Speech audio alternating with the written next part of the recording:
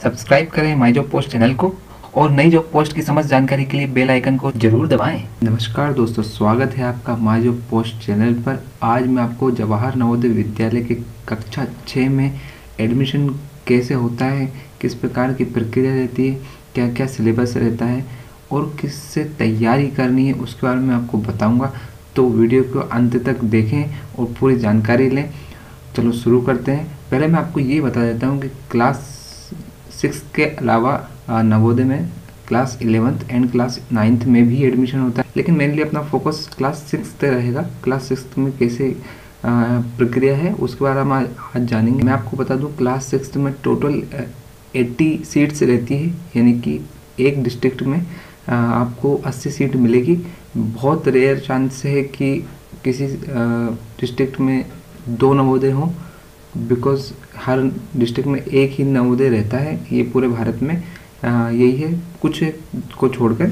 चलो देखते हैं क्या एलिजिबिलिटी क्राइटेरिया रहेगा, आगे अपन देखते हैं। तो कक्षा 6 में आपके एडमिशन के लिए आपकी योग्यता क्या होनी चाहिए, आपके बच्चे की हो सकती है आपकी। तो उसके लिए मैं आपको बता दूं, आपकी जो 2021 के एडमिशन के लिए बारे में बात कर रहा हूँ, तो आपकी डेट ऑफ बर्थ 1 मई 2008 से लेकर 30 अप्रैल 2012 हो सकती है। इसके बीच में अगर आपके बच्चे की डेट ऑफ बर्थ है तो बिल्कुल वो एलिजिबल है। इसके अलावा वो क्लास 5th में स्टडी कर रहा हो तब वो आप फॉर्म भर सकते हो। इसके अलावा आप अगर, मैंने कई बार देखा है कि नवोदय में एडमिशन लेने के लिए कई सारे बच्चे मतलब 2 बार 5th क्लास पढ़ लेते हैं। एक बार नहीं हुआ तो दूसरी बार पढ़ लेते हैं कि चलो यार इस बार नहीं हुआ तो अगली बार हो जाएगा, लेकिन बिल्कुल ऐसा बिल्कुल नहीं है।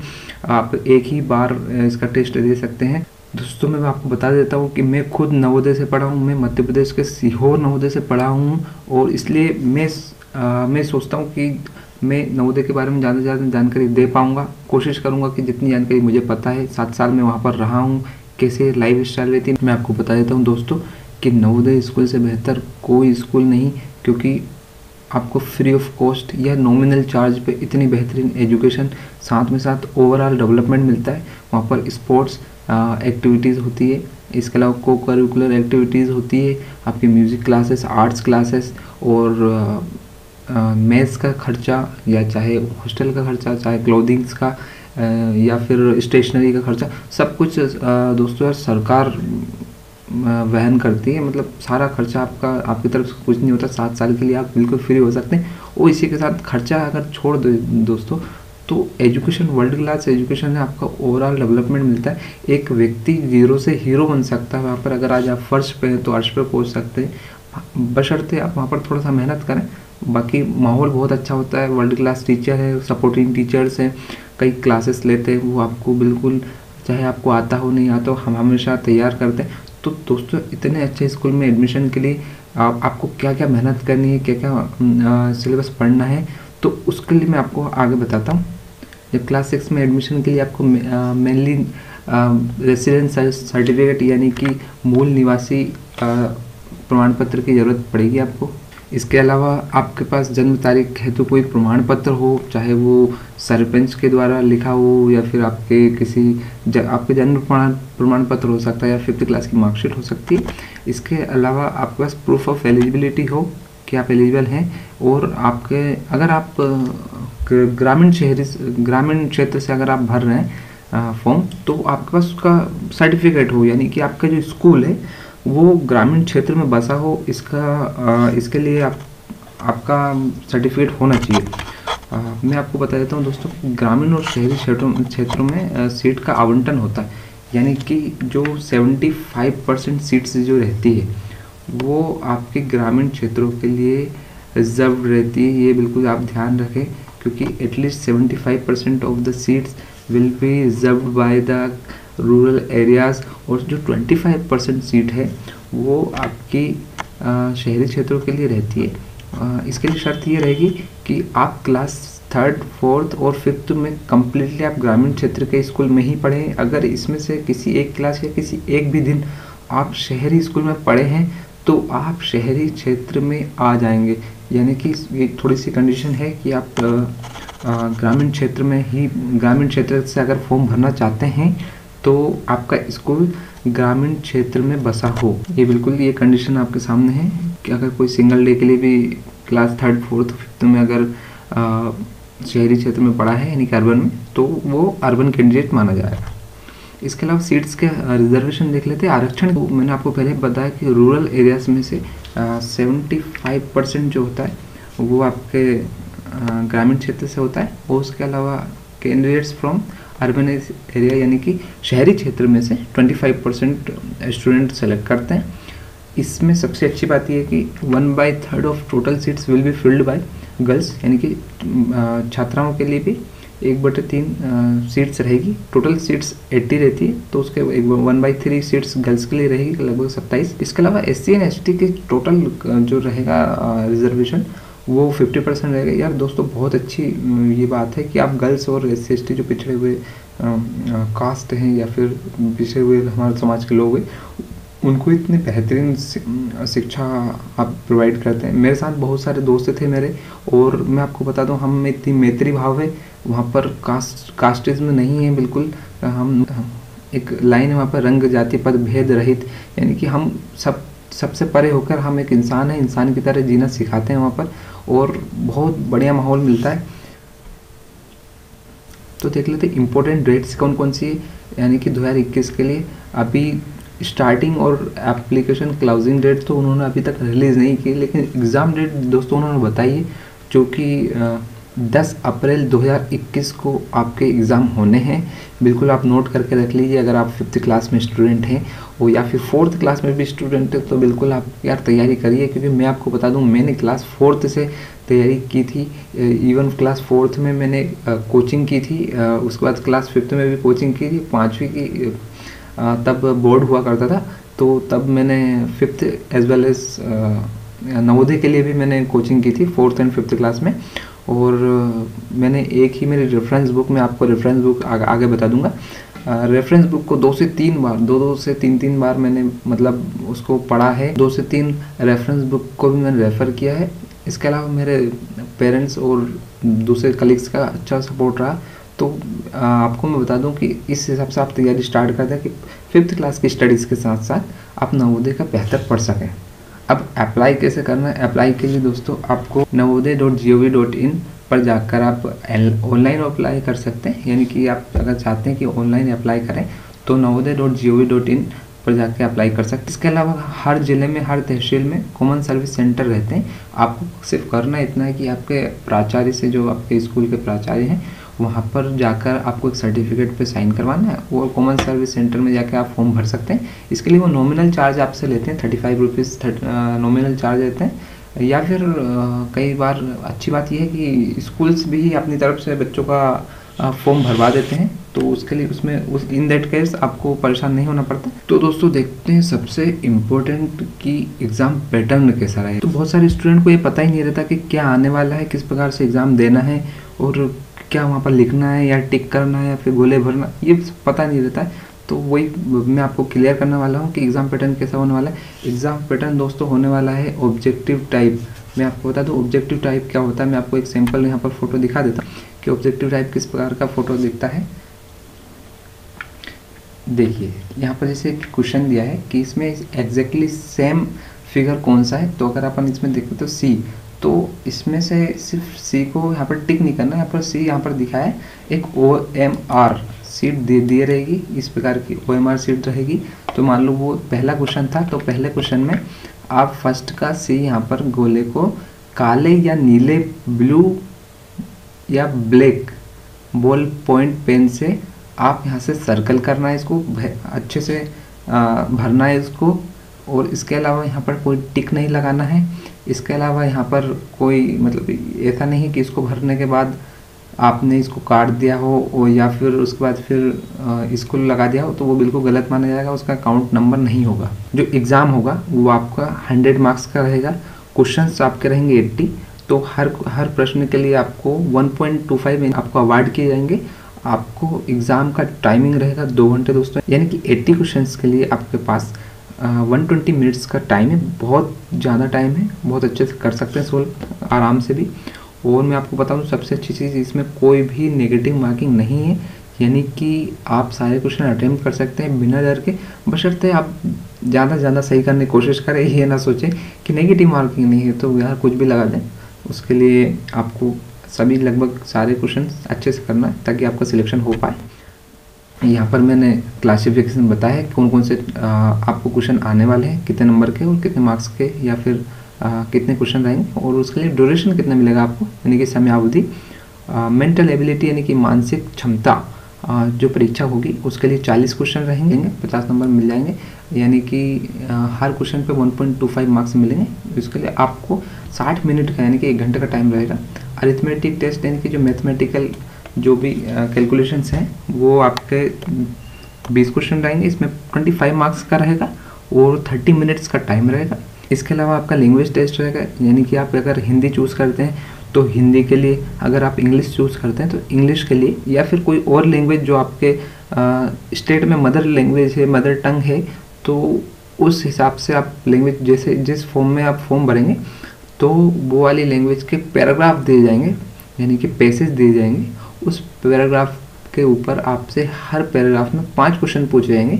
इस प्रकार 4 पैराग्राफ दिए जाएंगे कि टोटल 20 क्वेश्चन रहेंगे, और उन्हीं में से आपको क्वेश्चंस देखना है और आंसर भी उसी में से फाइंड करना है और सर्कल करना है आपका आंसर को।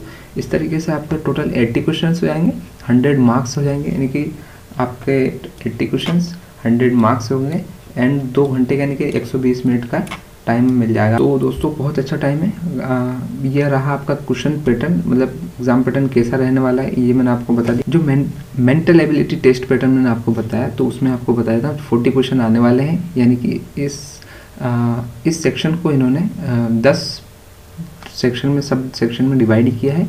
हर सेक्शन में 4 प्रकार के क्वेश्चन आएंगे, यानी कि 10 टॉपिक है। मैं आपको दिखा देता हूँ क्या क्या आने वाला है, यानी कि odd man out, figure matching, pattern completion, figure series completion, analogy, geometric shapes यानी कि triangle, circle, and mirror imaging, punched hole pattern, folding unfolding, space visualization and embedded figure. चलिए देखते हैं ओड मैन आउट के questions किस प्रकार के रहते हैं। तो मैं यहाँ पर आपको एक सैंपल दिखा देता हूँ कि इसमें क्या होता है कि आपको देखना 4 फिगर दे रखे होते हैं आपको, ज्योमेट्रिकल फिगर्स, एंड इसमें आपको ये देखना होता है कि असंगत कौन सा है, यानी कि सबसे डिफरेंट कौन सा है। तो अगर हम यहाँ पर देखें तो ये इसके अंदर है, ये इसके अंदर, ये इसके अंदर, इसके सिर्फ ये बाहर ये है, तो इसका करेक्ट आंसर ए हो जाएगा, यानी कि सबसे अलग ये दिख रहा है। आपको भिन्न को पहचानना है। फिगर मैचिंग के क्वेश्चन देख लेते हैं। फिगर मैचिंग के क्वेश्चन कैसे रहेंगे, यानी कि आपको एक फिगर दे रहेंगे इस टाइप का, और उसके बाद उसके आगे 4 ऑप्शंस दे देंगे। तो 4 ऑप्शंस में से कौन सा ऑप्शन आपका बिल्कुल एकदम ठीक दिए गए हुए फिगर के समान दिखता है वो आपको चूज़ करना है। इसमें जैसे सी दिखाया गया है, बिल्कुल आपका आंसर सी रहेगा। तो इस प्रकार से 4 क्वेश्चन इसमें आएंगे। पैटर्न कंप्लीशन यानी कि एक आपको पैटर्न दिया रहेगा, तो उस पैटर्न में आपको देखना है कि हमारा ये जो ब्लैंक स्पेस है यहाँ पर कौन सा पैटर्न इसमें फिल हो सकता है। तो अगर आप देखेंगे तो ए वाला फिगर आपका बिल्कुल फिट हो सकता है, तो यही आपको देखना है। और इस प्रकार के भी 4 क्वेश्चन आपको वहाँ पर मिलने वाले। फिगर सीरीज कंप्लीशन के लिए हम आपको दिखाते हैं। फिगर सीरीज कंप्लीशन में यानी कि एक फिगर का एक फर्स्ट स्टेप दे रहती है, फिर सेकंड स्टेप, फिर थर्ड स्टेप, तो उसमें पूछते हैं 4th स्टेप में आपका कौन सा फिगर आएगा ताकि फिगर कंप्लीट हो जाए। तो इसमें से अगर आप देखेंगे तो सी वाले उसमें फिगर कंप्लीट हो जाएगा। इस सब का ट्यूटोरियल मैं आपको अलग से बता दूंगा, क्योंकि मैं एक ट्यूटोरियल लाने वाला हूँ पूरे नवोदय जितने भी सब्जेक्ट हैं नवोदय के लिए एडमिशन के लिए, उनका पूरा एक ट्यूटोरियल लाने वाला हूँ, और उसमें ये सब मैं अच्छे विस्तृत तरीके से पढ़ाऊँगा आपको। एनालॉजी यानी कि समानता, यानी कि कोई अगर फिगर दिया रखा है, जैसे कोई एक फिगर दिया है तो उसी के हिसाब से उसी क्रम में अगला फिगर कौन सा रहेगा। जैसे ये सीधा है, ये उल्टा है, तो ये सीधा है तो इसका कौन सा उल्टा रहेगा, ये वाला फिगर।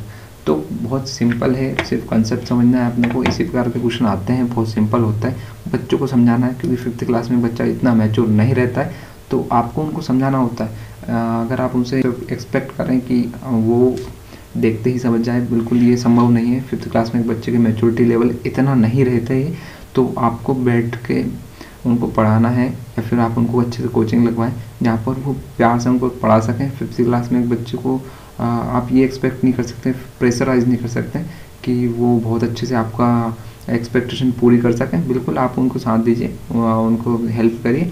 और मैं आपको अगले यानी कि 6 टाइप में ले चलता हूँ, यानी कि triangle, circle, geometrical figure complete कैसे होता है।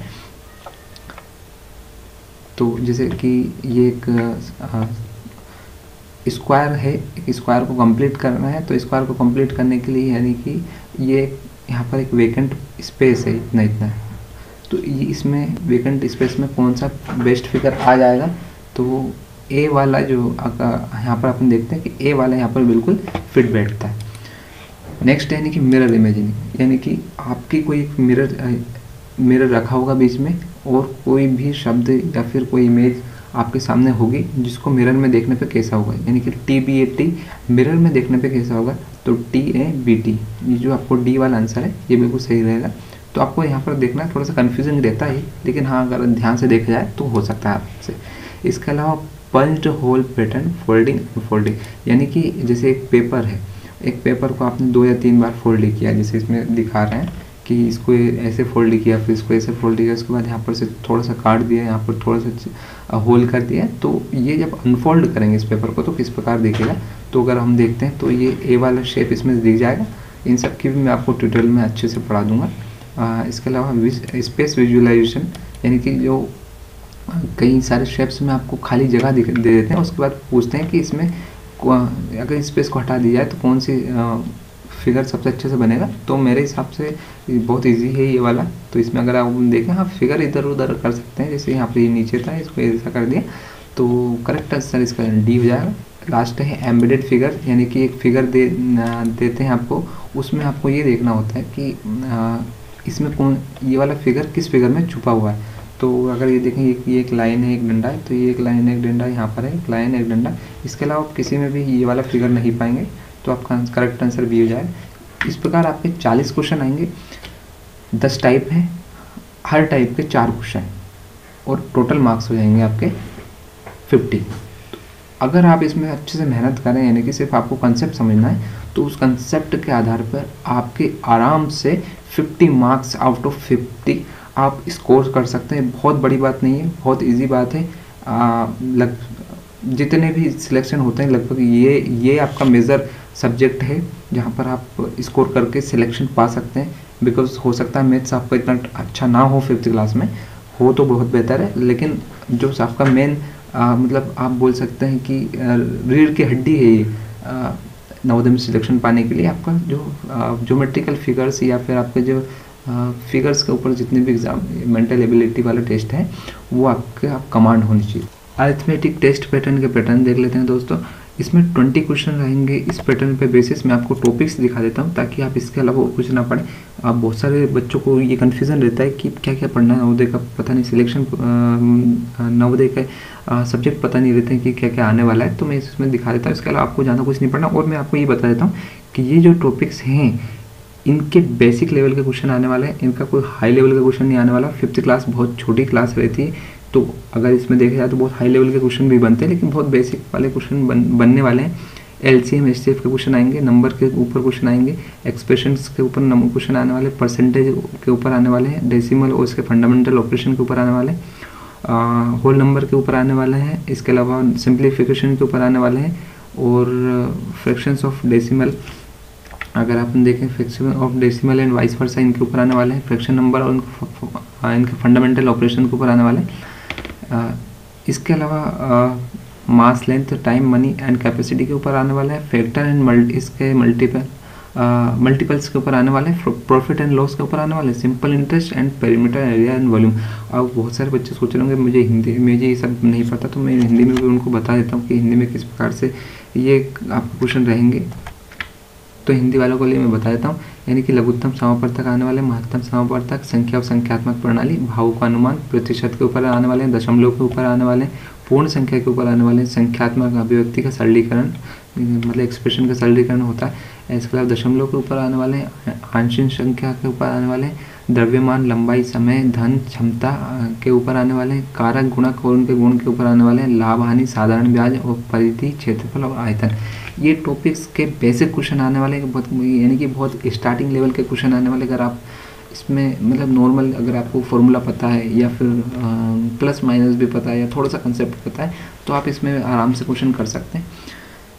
आगे बढ़ते हैं। इसके अलावा लैंग्वेज टेस्ट पैटर्न, यानी कि आपने जो भी लैंग्वेज ऑप्ट की है, हिंदी, इंग्लिश, चाहे वो कन्नड़ हो या फिर कोई सी और लैंग्वेज हो, तो उसके ऊपर आपको पैराग्राफ दिया रहेगा, एक छोटा सा पैराग्राफ, बहुत बेसिक लेवल का पैराग्राफ रहेगा। उसमें एक स्टोरी रहेगी। उस स्टोरी के आधार पर आपसे 5 क्वेश्चन पूछे जाएंगे। उस क्वेश्चंस को पढ़ना है, सामने पैराग्राफ लिखा हुआ है, उसमें से आपको आंसर ढूंढना है और जो राइट आंसर है उसको गोले को भरना है, जो भी ऑप्शन है। इतना सिंपल रहता है। 20 क्वेश्चन इसमें रहेंगे, 25 मार्क्स का रहेगा। यानी कि आपको सिर्फ बेसिक इतना ही जानना चाहते हैं कि आपको पढ़ना आता है कि नहीं, पढ़ना और थोड़ा सा समझ सकते हैं कि नहीं। इसके अलावा इसमें बहुत ऐसा नहीं पूछने वाले हैं कि बहुत ज़्यादा टफ पड़ने वाला है। तो बिल्कुल ये हो गया आपका लगभग 80 क्वेश्चन इन तीनों चीज़ों में से आने वाले हैं। इसके अलावा अगर आपको कोई और डाउट हो तो आप मुझसे कमेंट में पूछ सकते हैं, मैं आपको डिस्क्राइब और अच्छे से कर सकता हूँ। अब आपको रिकॉर्ड कैसे करना है आपके आंसर्स, ये आप देख लेते हैं कि आपका रिकॉर्डिंग कैसे होनी है आंसर्स की। आपको सबसे पहले आपका रोल नंबर OMR शीट में भरना है। अब OMR शीट बहुत सारे बच्चों को नहीं पता हो तो मैं आपको दिखा देता हूँ OMR शीट कैसी होती है। OMR शीट दोस्तों इस प्रकार की कुछ दिखती है। इसमें जैसे कि यहाँ पर ये to be filled by candidate, यानी कि बच्चा ये एक स्टूडेंट के द्वारा जो परीक्षा देने गया है उसके द्वारा भरा जाता है। वहाँ पर यहाँ पर आपका अनुक्रमांक आ जाएगा, यहाँ पर आप नंबर में लिखते हैं और वो नंबर यहाँ पर फिल कर देते हैं। इसी प्रकार से मुख्य प्रश्न पुस्तिका के नंबर होते हैं, यानी कि बुकलेट नंबर रहेगा जो यहाँ पर आपने यहाँ पर नंबर में लिखना है और उन्हीं नंबर को यहाँ पर ब्लैकेंड करना है, यानी कि काला करना है या फिर ब्लू। हाँ, ये जरूर बहुत इंपॉर्टेंट बात है कि ब्लू और ब्लैक बॉल पॉइंट ही यूज़ करना है। ये आपका इन्विजिलेटर के द्वारा भरा जाएगा। ये जो आपके 80 क्वेश्चन हैं ये आपके द्वारा भरे जाएंगे यहाँ से यहाँ तक। इसमें से जैसे 80 का सिर्फ C हुआ या फिर B हुआ, जो भी आंसर रहेगा उस हिसाब से। और हर स्टूडेंट, हर कैंडिडेट का हर अलग सेट रहेगा, तो बिल्कुल चीटिंग के चांसेस बिल्कुल नहीं है। और यार हो सकता है सामने वाले को नहीं पता हो, आपको ज़्यादा अच्छे से पता हो, तो आप बिल्कुल ये सोचे भी नहीं, क्योंकि कई बार दूसरे के चक्कर में अपनी नैया डूब जाती है। चलो देखते हैं। और कैंडिडेट को ब्लू और ब्लैक बॉल पॉइंट ही ले जाना है। बहुत सारे कैंडिडेट जो होते हैं कि पेंसिल ले जाते हैं, बिल्कुल पेंसिल नहीं ले जाना, पेंसिल का प्रयोग वर्जित है। इसके अलावा आपको एक क्वेश्चन के लिए 4 विकल्प दिए जाएंगे। 4 विकल्प में आपको केवल एक ही विकल्प को चूज़ करना है और उसके जो सामने जो ऑप्शन है ABCD, उसमें से किसी एक को फिल करना है। इसके अलावा अगर आप सोचते हैं कि जो आपने फिल किया है इसमें कोई चेंजेस हो सकता है, तो बिल्कुल नहीं हो सकता। आप ऐसा नहीं कर सकते। अगर जो एक बार आपने ब्लैक कर दिया तो उसको ब्लैक या ब्लू जो भी कर दिया है, आपने गोले को भर दिया है, तो वो ही रहने वाला है। इसके अलावा मैं आपको ये बता देता हूँ कि हर एग्ज़ाम के हर एक प्रश्न के लिए 1.25 मार्क्स आपको अवार्ड किए जाएंगे। और उसके अगर वो आंसर गलत निकला तो उसके लिए कोई आपकी नेगेटिव मार्किंग नहीं होने वाली है। तो आपको प्रिपरेशन कैसे करनी है, मैंने आपको पहले भी बताया कि अगर 4th क्लास में या 5th क्लास में है, 5th में तो आपको प्रैक्टिस करनी ही है, तैयारी अच्छे से स्टार्ट करना है। अगर आप 4th क्लास में भी है तो आप तैयारी स्टार्ट कर सकते हैं। खास करके अगर आप मैथ्स नहीं करना चाहते, हिंदी नहीं करना चाहते, इंग्लिश नहीं करना चाहते, तो आप फिगर्स का देखें, क्योंकि लॉजिकल जो आपकी रीजनिंग है वो आप इसे यहाँ से कवर कर सकते हैं। मैंने आपको सारे 40 क्वेश्चन के टाइप बता दिए हैं कि किस टाइप में आने वाले हैं। वो 4th क्लास का बच्चा भी कर सकता है और 3rd क्लास का बच्चा भी कर सकता है, और आप बिल्कुल 4th क्लास से स्टार्ट कर सकते हैं। अगर आप 5th क्लास में तो बेहतर है, कोई दिक्कत नहीं है कि मैं 5th हूँ। और अगर आप 5th क्लास में हैं तो बिल्कुल यार आज से आप तैयारी स्टार्ट कर सकते हैं। यहाँ पर अगर आप एग्ज़ाम पैटर्न में आपको यहाँ पर दिखाई ही दिया है। इसके अलावा आपको नोट्स बनाने हैं। नोट्स फिगर्स वाले क्वेश्चंस के नोट्स नहीं बनते हैं, आपको सिर्फ मैथ्स के नोट्स बनाने हैं। मैथ्स में कि आपको फॉर्मूलाज के नोट्स बनाने हैं। इसके अलावा जो भी आपको लगता है कि मैथ्स में कि क्या क्या शॉर्ट ट्रिक्स हो सकती है, या फिर छोटी से छोटी बात जो आपको लगती है कि मुझे ये आगे काम आने वाली है, उसको नोट्स बना लें। आपको इसमें कोई रटना नहीं है, मैं आपको बता दूं, कंसेप्ट को पकड़ना है। 40 क्वेश्चन जो आपके आएंगे 50 नंबर के, उसमें सिर्फ कंसेप्ट काम आएगा। अगर आप सोचते हैं कि मैं आके यहाँ से इसके जो आंसर है वो रट के चला जाऊँ वहाँ पर वो ऐसे आने वाला, तो ऐसा बिल्कुल नहीं। यहाँ पर सिर्फ आपको एग्जाम्पल दिए, उदाहरण दिए, आपको सारे डाउट्स क्लियर करने हैं। चाहे इसके लिए आप कोचिंग लगाएं या कोचिंग नहीं भी लगाते तो अपने घर में कोई अगर आपको पढ़ाने वाला है या फिर आप खुद इतने समझदार हैं तो बिल्कुल आप अपने डाउट्स क्लियर करें। अपने स्कूल में भी डाउट क्लियर कर सकते हैं इफ़ दे सपोर्ट सो, अगर आपके स्कूल वाले सपोर्ट करते हैं कि नवोदय का भी साथ में प्रिपरेशन स्टार्ट करते हैं। तो साल के कुछ क्वेश्चन पेपर आपको देखना है कि क्वेश्चन पेपर उनको देखकर उनको सोल्व करना है, उनका एग्जाम पैटर्न समझना है कैसे। और ये मतलब एक बच्चा 5th क्लास का बच्चा नहीं कर सकता, ऑब्वियसली उनके पेरेंट्स को हेल्प करनी पड़ेगी। कुछ पेरेंट्स भी यहाँ पर देख रहे होंगे क्योंकि उनके भी हो सकता है कोई रिश्तेदार या उनके बच्चे एग्ज़ाम देने वाले हैं, तो बिल्कुल आप उनको पुराने क्वेश्चन पेपर उनको प्रोवाइड करें और उस हिसाब से आप उनको तैयारी करवाएं। रेफरेंस बुक्स मैं आपको बताता हूँ मैंने कौन कौन सी यूज़ की थी और आप कौन कौन सी यूज़ कर सकते हैं। इसके अलावा वो आपका अगर आपको लगता है, वैसे तो मैं आपको बताता हूँ हिंदी इंग्लिश दोनों में अवेलेबल रहती है। अरिहंत की आप यूज़ कर सकते हैं, बहुत अच्छी बुक है अरिहंत की। और उपकार की आप कर सकते हैं, उपकार की बहुत अच्छी बुक्स रहती है दोस्तों। और इसके अलावा अगर आपको लगता है कि कोई और बुक भी है, वैसे तो 2 बुक भी बहुत है क्योंकि इसमें आपको सिर्फ बताते हैं कि किस प्रकार से एग्ज़ाम आने वाला है। एग्जैक्टली ऐसा बिल्कुल नहीं आने वाला है, ये वाला डाउट आप निकाल दें। और इसके साथ में जितने भी डाउट्स हैं वो आप मेरे से ऑनलाइन पूछ सकते हैं, आप मुझसे कमेंट में पूछ सकते हैं। अगर कोई प्रोसेस में आपको कोई कन्फ्यूज़न है या फिर फॉर्म कैसे भरना है उसमें कन्फ्यूज़न है या फिर क्वेश्चन पेपर कैसे आने वाला है या फिर कोई क्वेश्चन में भी कन्फ्यूज़न है तो आप मुझसे पूछ सकते हैं। बिकॉज एज ए नवोदयन मैं ट्राई करूँगा आपका बहुत अच्छे से सारे क्वेश्चंस को सोल्व आउट कर सकूं और आपका जवाब दे सकूं। और इसके अलावा मैं आगे इसका ट्यूटोरियल भी लाने वाला हूं, कोशिश करूंगा बहुत बेहतरीन ट्यूटोरियल ला सकूं जिससे बहुत से बच्चों को जिनको कोचिंग अवेलेबल नहीं हो पाती या फिर जिनके गाँव में अच्छे टीचर्स अवेलेबल नहीं है क्योंकि सब नवोदय के कोचिंग भी अच्छे से नहीं पढ़ा पाते, तो मैं कोशिश करूँगा बहुत बेहतरीन ट्यूटोरियल ले आऊँ जो हर बच्चों के लिए, चाहे वो इंग्लिश मीडियम हो या हिंदी मीडियम हो, सभी बच्चों के लिए यूज़फुल रहे। और दोस्तों बताइएगा कैसा लगा ये वीडियो। तो यार बिल्कुल तैयारी करिए, बहुत अच्छे से करिए। 5th क्लास के साथ आप स्टार्ट कर सकते हैं, बहुत अच्छे से कर सकते हैं। अगर आप 4th क्लास में तो भी करिए। कम से कम एक रेफरेंस बुक को कम से कम 2 से 3 बार हर क्वेश्चन को करिए। ज़रूरी नहीं आपको रटना है, बिल्कुल नहीं रटना है, आपको सिर्फ कंसेप्ट समझना है। हिंदी इंग्लिश या कोई लैंग्वेज है तो उसमें आपको डिपेंड करेगा आप कैसे अच्छे से पढ़ पाते हैं और सीख पाते हैं, यानी कि आप समझ पाते हैं। इसके अलावा आपके मैथमेटिक्स के लिए थोड़े से आपको मेहनत करनी है क्योंकि वो 25 नंबर का आएगा। और फिगर्स का तो मैंने आपको बताया ही है, फिगर्स में आपको सबसे ज़्यादा स्कोरिंग मार्क्स रहने वाले हैं। 40 क्वेश्चंस रहेंगे और 50 मार्क्स आप टोटल स्कोर कर सकते हैं। तो दोस्तों बिल्कुल शेयर करिएगा, दोस्तों बताइएगा कैसा रहा मेरा ये छोटा सा नॉलेजेबल वीडियो। और आगे मैं इसका ट्यूटोरियल भी लाने वाला हूँ। तब तक के लिए गुड बाय, सी यू, जय हिंद दोस्तों।